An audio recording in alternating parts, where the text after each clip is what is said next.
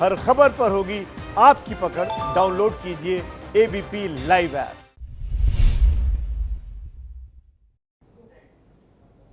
नमस्कार, स्वागत है आपका एबीपी न्यूज में। आपके साथ मैं हूं अखिलेश आनंद। अब बड़ा सवाल यह है कि क्या लॉकडाउन का ताला खुलेगा। आपको पता है, कोरोना संकट की वजह से पूरे देश में लॉकडाउन का ताला लगा हुआ है। 3 मई को क्या यह ताला खुल जाएगा? खुलेगा तो आखिर कैसे? क्या इसके लिए कोई ठोस आधार है? इस बीच एक बड़ी जानकारी यह निकलकर सामने आ रही है कि प्रधानमंत्री नरेंद्र मोदी कुछ राज्यों के सीएम के साथ वीडियो कॉन्फ्रेंसिंग के जरिए राय मशविरा करने वाले हैं। सबसे बड़ा मुद्दा यह होगा कि 3 मई के बाद देश का रोड मैप क्या होगा। प्रधानमंत्री मोदी तो फैसले से पहले अपने मन की बात खुलकर बताते नहीं, लेकिन कुछ राज्यों के सीएम ने अपने मन की बात बताई है। क्या पता चला है? आगे के लिए क्या कुछ हो सकता है? क्या इसमें कोई संकेत छिपा है? देखिए। पीएम मोदी ने जब आज मन की बात जनता के साथ की तो नजरें इस बात पर भी थीं कि क्या लॉकडाउन पर कुछ बोलेंगे मोदी। कम से कम 2 जगह ऐसा जिक्र था जिससे आने वाले वक्त के बारे में कुछ संकेत मिलते हैं। पहला, जब रमजान पर बोले पीएम मोदी, इस बार हम पहले से ज्यादा इबादत करें ताकि ईद आने से पहले दुनिया कोरोना से मुक्त हो जाए और हम पहले की तरह उमंग और उत्साह के साथ ईद मनाएं। दूसरा संकेत तब मिला जब पीएम मोदी ने सावधानी हटी और दुर्घटना घटी का जिक्र किया। हम कतई अति आत्मविश्वास में न फंस जाएं। हम ऐसा विचार न पाल लें कि हमारे शहर में, हमारे गांव में, हमारी गली में, हमारे दफ्तर में अभी तक कोरोना पहुंचा नहीं है, इसलिए अब पहुंचने वाला नहीं है। देखिए, ऐसी गलती कभी मत पालना। ईद अभी करीब 1 महीना दूर है और सभी को इस बात की उम्मीद है कि तब तक कोरोना वायरस पर काबू पाया जा सकता है, लेकिन तब तक बेहद सावधानी बरतने की जरूरत है। प्रधानमंत्री नरेंद्र मोदी भी कोरोना वायरस को पूरी तरह खत्म करना चाहते हैं, लेकिन उसमें अभी वक्त लग सकता है। लेकिन पीएम मोदी क्या फैसला लेंगे, ये देश के हालात पर निर्भर करेगा। स्वास्थ्य मंत्रालय ने सुबह जो आंकड़े दिए उसके मुताबिक 24 घंटे में 1990 केसों की पुष्टि हुई है। इसी के साथ भारत में कोरोना केस बढ़कर 26,496 हो गए। शाम तक आते आते आंकड़ा हो गया 26,917। हालांकि सरकार का दावा है कोरोना केस बढ़ जरूर रहे हैं, लेकिन केसों के दोगुना होने की रफ्तार कम हो रही है। पीएम मोदी 27 अप्रैल को देश के मुख्यमंत्रियों के साथ वीडियो कॉन्फ्रेंसिंग करेंगे। इस बैठक में मुख्यमंत्रियों से सलाह के बाद पीएम आगे का फैसला लेंगे। तो पीएम कल अपनी कहेंगे भी, सुनेंगे भी। सबसे ऊपर होगा देश हित।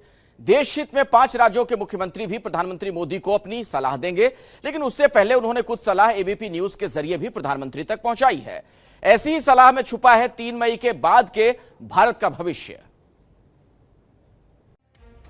महाराष्ट्र देश में 7,628 केसों के साथ कोरोना के मामले में नंबर 1 पर है।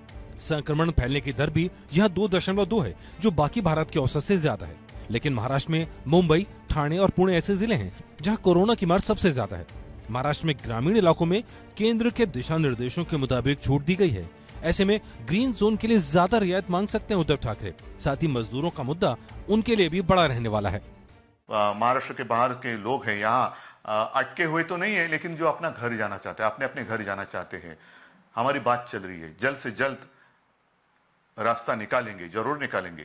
लेकिन एक बात जरूर, ट्रेन तो नहीं शुरू होने वाली। कोई भीड़ नहीं चाहिए। अगर भीड़ होगी तो वापस पाबंदी लगानी होगी।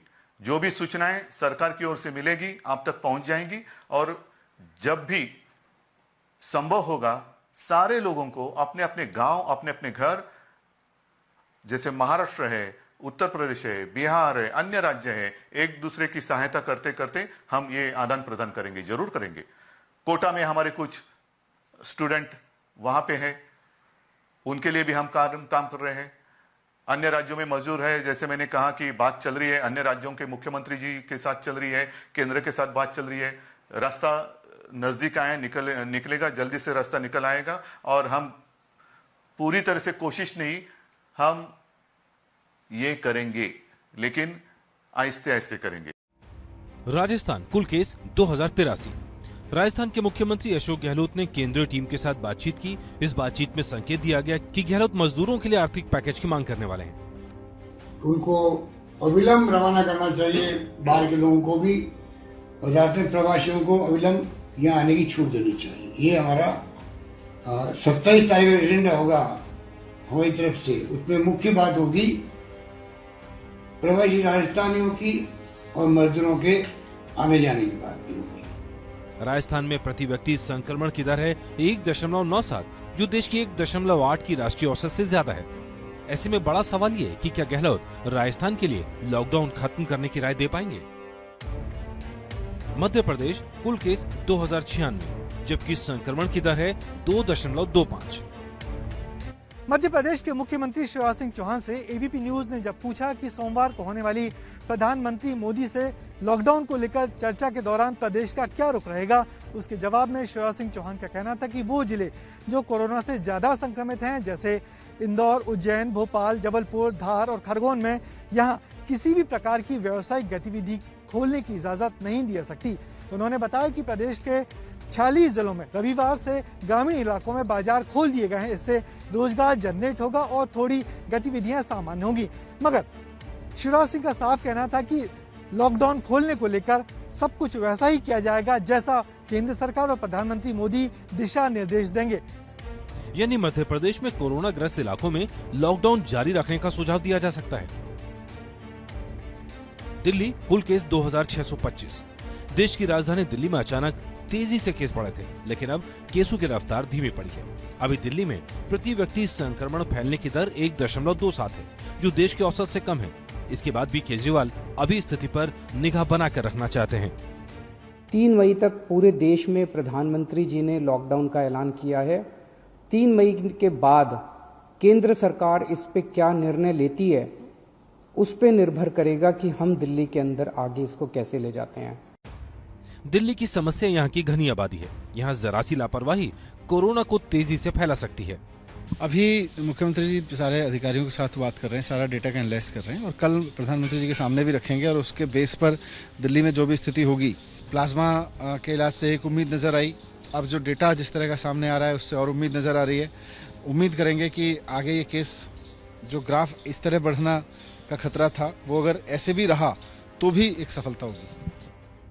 यही वजह है कि दिल्ली के नेता सावधानी रखने के पक्ष में हैं। मतलब जब तक कोरोना केस बढ़ने की रफ्तार थम ना जाए तब तक दिल्ली सरकार लॉकडाउन खत्म करने के पक्ष में नहीं है। उत्तर प्रदेश कुल केस 1793। उत्तर प्रदेश जैसे बड़े राज्यों में कोरोना संक्रमण के फैलने की दर है 2.2, जो राष्ट्रीय औसत से ज्यादा है। ऐसे में सावधानी भी जरूरी है। हमने उत्तर प्रदेश के मुख्यमंत्री दिनेश शर्मा से जानना चाहा कि यूपी पीएम मोदी के सामने क्या मांग रखने जा रहा है। हम सहूलियतें भी देना चाहते हैं और लघु उद्योगों को खास तौर से टारगेट करके उनको हम शुरू भी करना चाहते हैं। एक कैंपस के अंतर्गत अगर मजदूर भी मुहैया हैं, उपकरण भी मौजूद हैं, तो वहाँ पर निर्माण कार्य शुरू हो जाए, उसको भी हम करना चाहते हैं। तो हमारा प्रयास ये है कि 3 मई के बाद अगर लॉकडाउन खत्म होता है तो हमारी जो महाविद्यालय और विश्वविद्यालय की परीक्षाएं हैं वो शुरू हो और जो माध्यमिक विद्यालयों के जो कॉपियों की चेकिंग होनी है वो होके उसका परिणाम घोषित हो सके। सुना आपने, कुछ सहूलियत उत्तर प्रदेश जरूर चाहता है, पर उसके प्लान में कोई बड़ी रियायत अभी नजर नहीं आ रही है। सुरक्षा को ध्यान में रखते हुए कामकाज चलाने के पक्ष में नजर आ रही है यूपी सरकार। छत्तीसगढ़ कुल केस 37। छत्तीसगढ़ के 37 मरीजों में से 32 मरीज ठीक होकर जा चुके हैं। ऐसे में छत्तीसगढ़ सरकार की राय बाकी राज्यों से अलग है। जहाँ ग्रीन जोन है और यदि ऑरेंज जोन में भी अब कोई केस नहीं मिल रहे हैं तो उसको जिले के भीतर में गतिविधि संचालित करने की अनुमति मिलना चाहिए और राज्य सरकार को छूट होना चाहिए वो किस प्रकार से गतिविधि संचालित करे। सब चीज सेंट्रलाइज जो कर दिए हैं, मैं समझता हूँ कोई उचित नहीं है। आईआईटी दिल्ली की स्टडी के मुताबिक देश के 19 राज्यों में 100 जिलों में ही 60% कोरोना केस हैं। इनमें भी 28 जिले ऐसे हैं जहां कोरोना देश के राष्ट्रीय औसत 1.8 से भी तेजी से बढ़ रहा है, जैसे अहमदाबाद जहां कोरोना संक्रमण के फैलने की दर 3.31 है। ऐसा ही हाल इंदौर का है जहां संक्रमण फैलने की दर है 2.58। छत्तीसगढ़ के मुख्यमंत्री की तरह ये सवाल पूछा जा रहा है कि क्या कोरोना से पीड़ित इन जिलों को ध्यान में रखकर कोई राष्ट्रीय रणनीति तैयार नहीं की जा सकती। हमें काफी लॉकडाउन पीरियड में काफी काम कर चुके हैं सब लोग और इस काम से जो भी डिसीजन होगी वो हमारे आगे के रास्ता दिखाएगी जिससे हम नॉर्मलसी की ओर बढ़ सकें। वहीं कुछ जानकार ये भी कह रहे हैं कि मौजूदा हालात को देखते हुए देश के 2/3 हिस्से को आसानी से खोला जा सकता है। इसके साथ ही ये भी मानना पड़ेगा कि जो सबसे बड़े बड़े सेंटर्स हैं, दिल्ली हुआ, बंबई हुआ, इंदौर वगैरह, ये ज्यादा ग्रसित हैं। तो ये भी एक कोरोना ने जो है हिट किया है, वो जो ज्यादा इकोनॉमिक एक्टिविटी के सेंटर्स हैं उनको ज्यादा हिट किया है। पर फिर भी कम से कम हमारा 2/3 ऑफ द नेशन हम आराम से खोल सकते हैं, क्योंकि इतना ग्रसित नहीं है। और भारत में लॉकडाउन की चर्चाओं के बीच अब जरा आप ये समझिए कि हम आखिर दक्षिण अफ्रीका का जिक्र क्यों कर रहे हैं। जरा गौर से आप सुनिएगा। दक्षिण अफ्रीका में पूरे देश में लॉकडाउन लागू नहीं किया था, लेकिन कोरोना का जमकर मुकाबला किया, शिकस्त दी। तो मेरे साथ समझिए, भारत में भी दक्षिण अफ्रीका वाला मॉडल हो जाए तो कैसा रहेगा। ऐसे में चर्चा दक्षिण अफ्रीका के मॉडल की भी हो रही है। दक्षिण अफ्रीका में पूरे देश को 5 अलग अलग हिस्सों में बांटकर अनुमति दी गई है, जैसा कि लेवल 5 जोन, जहां पर पूरी तरीके से लॉकडाउन लगाया गया है, और लेवल 1 में किसी प्रकार की कोई पाबंदी नहीं लगाई गई है। लेवल 1 जहां बहुत कम कोरोना केस हैं, ऐसे इलाकों में प्रतिबंध नहीं लगेगा, ट्रांसपोर्ट भी खुला रहेगा। लेवल 2 जहां कोरोना केस कम है, ऐसी जगहों पर निर्माण, उद्योग, खनन, सरकारी सेवाएं पूरी तरह खुली रहेंगी।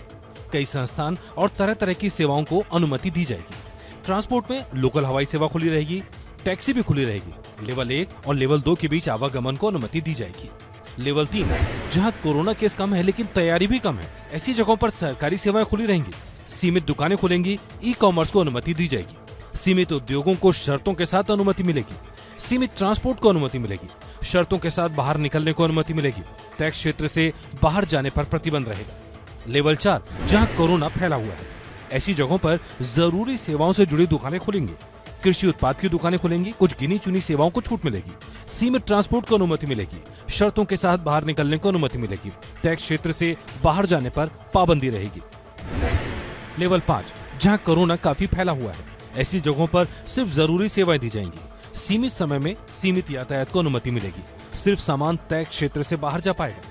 भारत में पहले ही 4 जोन की पहचान की जा चुकी है। ऐसे में संभावना यह है कि दक्षिण अफ्रीका की तर्ज पर 4 जोन में ही तय शर्तों के मुताबिक अनुमति दी जाए। ऐसे में सभी की निगाहें पीएम मोदी पर होंगी कि वो आगे के लिए देश की दिशा क्या तय करते हैं।